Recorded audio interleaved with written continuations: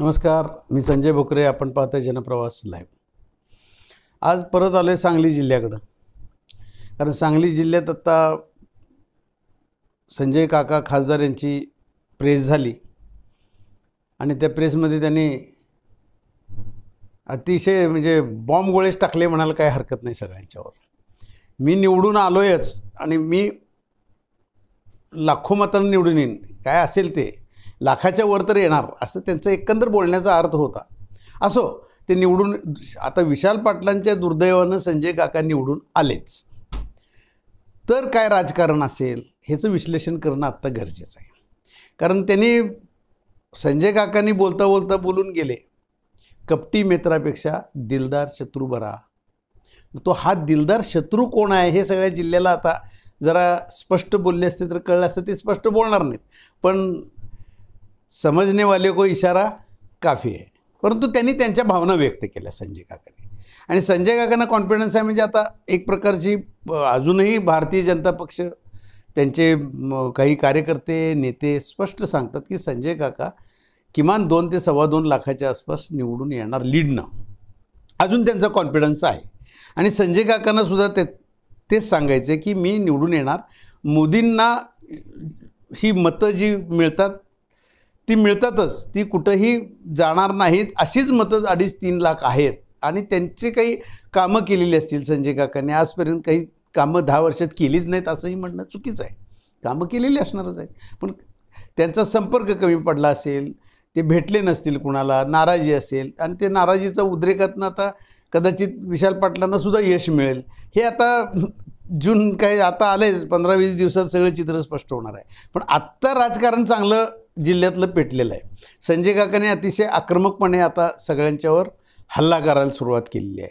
नंतर निवडून आल्यानंतर मी एकेकाला सोडणार नाही असंच ते एकंदर त्यांना सुचवायचं असावं असं मला वाटतंय.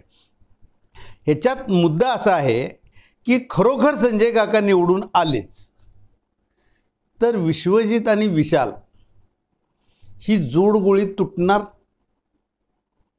का, ही अशीच फेविकॉलनं घट्ट झालेली आहे, अशीच राहणार, हा विषय महत्त्वाचा आहे. कारण भारतीय जनता पक्षामध्ये बरेच जण काय जण सांगते, अगदी मतदानाच्या आधीसुद्धा मला काही भेटून सांगत होते, बघा आता विश्वजितला मग वरनं असं, विश्वजितना वरनं दबाव येईल, असं होईल तसं होईल. पण तसं काही झालेलं मला तर कधी, आणि विश्वजित काही बदलेले दिसत नाहीत. कारण त्यांची आता नुकतंच एका वृत्तवाहिनीवर सुद्धा मी बघितलं तर त्यांनी फक्त विशालच्या बाजूनं मी होतोच असं म्हणायचं तेवढं शिल्लक ठेवलं होतं त्यांनी. म्हणजे विशालच्या बाजूनच ते होते आणि विशालच्या बाजूनच त्यांचे समर्थक सगळे काम करत होते. हे कुठेही लपलेलं नाही. कारण आमच्यासारख्या पत्रकारांनी स्पष्ट बोललंच पाहिजे, जी वस्तुस्थिती आहे ती सांगितली पाहिजे जनतेला, आणि तीच मी सांगतोय. त्याच्यामध्ये कुठलंही राजकारण आमचं असायचं काही कारण नाही. संजय काका ठीक आहे, तुम्ही निवडून आलात तर पुढची खरंच ते निवडून आले तर हे दोघं, ही व्ही फॅक्टर म्हणतो मी याला, व्ही फॅक्टर, विश्वजित विशाल व्ही फॅक्टर, ही जोडगोळी मला वाटत नाही की ही आले. बरं ठीक आहे, विशालच्या दुर्दैवानं आलीच म्हटलं ना तर ठीक आहे, पण तरीसुद्धा ही तुटतील असं मला वाटत नाही. आत्ता नंतरच्या राजकारणामध्ये ही एकत्रच राहणार. कारण मुख्य ते जो बरा दिलदार शत्रू जो आहे ना, त्याला हे फाईट द्यायला मुख्य संजय काकासुद्धा त्यांना दुय्यम आहेत. आज जयंत पाटील विरुद्ध विश्वजित कदम, विशाल पाटील असंच युद्ध आहे.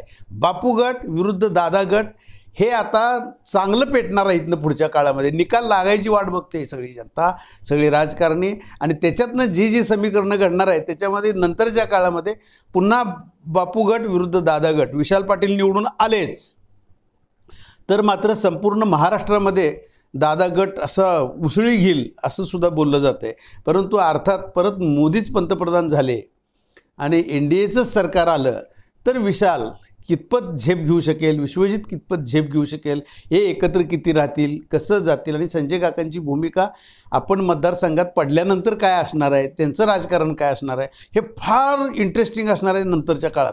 आणि ह्याच्यावर आपण सातत्याने विश्लेषण करत राहू. कारण प्रत्येक जिल्ह्याचं मी विश्लेषण आता सध्या करतोय, बघतोय. राजकारण, गटबाजी, आणि ह्या गटबाजी हे सगळं आत्ता मतदान सगळं संपत आलं आहे. आता मुंबईचं आहे, हे चालू आहे, नाशिक आहे, पण ह्याच्यातनं एक सगळं झालं. आणि जसे निकाल बाहेर येतील आणि मोदी परत पंतप्रधान झालेच नाहीत आणि झाले तर जी समीकरणं असणार ती समीकरणं अतिशय महत्त्वाची असणार आहेत. मग विशालसुद्धा अपक्ष असणार आहे. मी काँग्रेसशी थोडंच बांधील की आहे, असं सुद्धा म्हणायला कमी करतील का विश्वजित कदम आणि विशाल पाटील? होऊ शकते ना, राजकारणात काहीही होऊ शकतंय. आम्ही काँग्रेसशी एकनिष्ठ, वर नरेंद्र मोदी आहेत. तुम्हाला जर का मदत हवी असेल केंद्र सरकारची तर नरेंद्र मोदींना धरून तुम्हाला जावं लागेल, भारतीय जनता पक्षाला धरून जावं लागेल. त्यावेळेला संजय काकांची भूमिका काय असणार हा परत मुद्दा आला. अहो राजकारण असं आहे ना की विश्लेषण करेल तेवढं कमी आहे, परंतु नंतरच्या काळात मात्र हे खूपच इंटरेस्टिंग आहे. मी आता म्हटलं ते खरंच आहे. आपण हे असंच ह्याच्यावर विश्लेषण करत राहू आणि जूनमध्ये निकाल कसे लागतात त्याच्यानंतर आपण नक्कीच विश्लेषण करू.